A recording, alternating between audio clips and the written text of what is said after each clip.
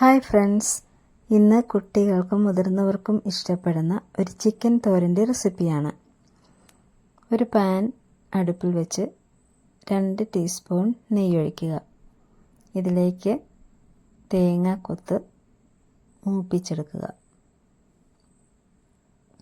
ശേഷം ഇഞ്ചി, വെളുത്തുള്ളി ഇവ വഴറ്റുക.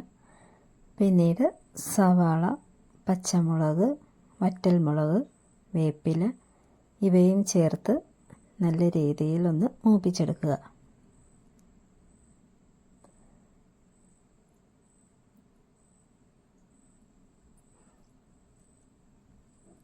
അതിനുശേഷം ഉപ്പ് ചേർക്കുക. പിന്നീട് 1/2 ടീസ്പൂൺ മഞ്ഞൾപ്പൊടി ഇവയും ഒന്ന് പച്ചമണം മാറുന്നവരെ വഴറ്റുക. പിന്നീട് 1 ടീസ്പൂൺ കുരുമുളക് പൊടി ചേർക്കുക.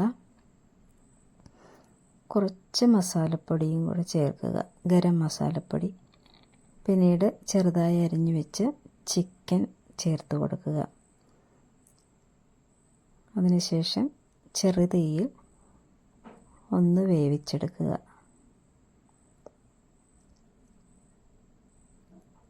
അതിനുശേഷം ഒരു തക്കാളി ചേർക്കുക.